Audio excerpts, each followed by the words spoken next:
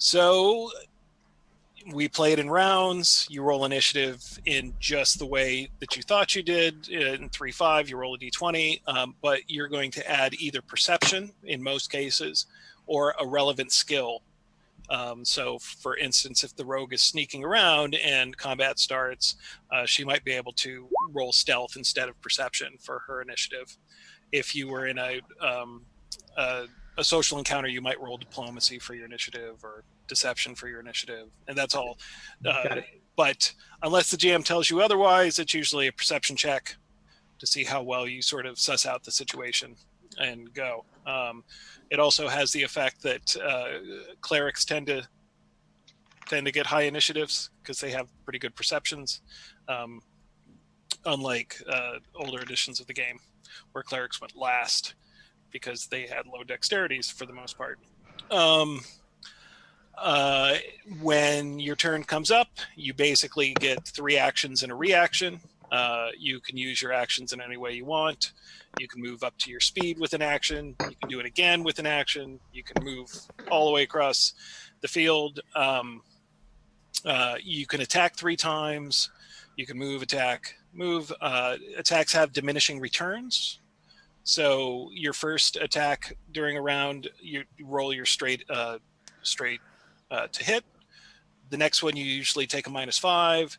The third and any subsequent ones, in case you're hasted or whatever, you get a -10. The exception to that is if you're attacking with an agile weapon, which your fists are agile weapons, you take a -4 and then a -8 instead. So a little bit better on that. When you cast spells are usually more than 1 action. Your spell description will tell you how many actions they are, and other than that, it works exactly the same. So if you want to blast a spell at somebody and then punch somebody in the face, it's absolutely legit in this edition. Reactions can be taken on anyone's turn as long as the trigger occurs. So if you have any reactions, attacks of opportunity, which none of you guys have, is a reaction. Unlike 3.5 and Pathfinder First Edition, most creatures do not have attacks of opportunity. Figuring out which ones do and which ones don't is sometimes the fun of the game. So, can I ask you a real quick question about triggering? Sure. So we I don't know if this is just a house rule or not, but we play it where if you say I'm holding my action, then the GM goes, then I get to go. If I say I'm waiting for you to swing at me with your dagger, I go, then you go. So if I'm specific, I recognize the trigger, I get to go. Yeah, if not specific, I have to wait for you. That's basically it. The way readied actions work in Pathfinder Second Edition is you can spend 2 actions on your turn to ready an action, which means you basically create a reaction with a trigger that you designate. But it's 2. But it's 2. Right. And so basically you're trading 2 actions to gain a reaction of some sort. Got it. You can always delay, which just means, I don't know what the hell I'm doing yet. Right.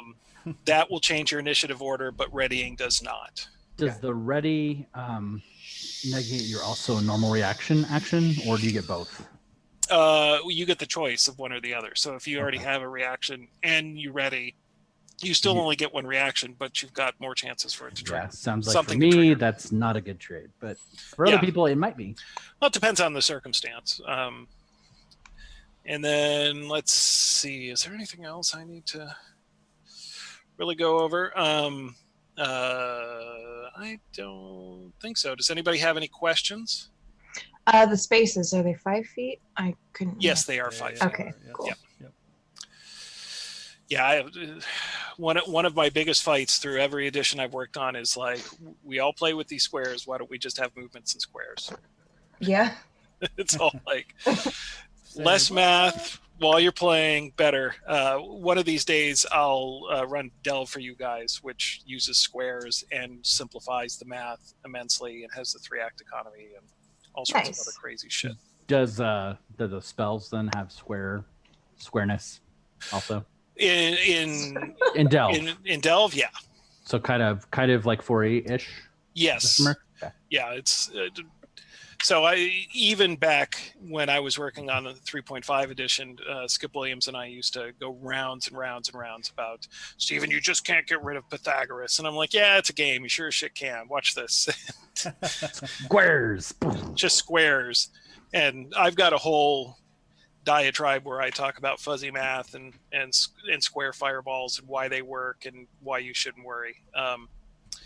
But that's higher end drunk at a convention kind of shit. Yes. It's hard to give up our tropes.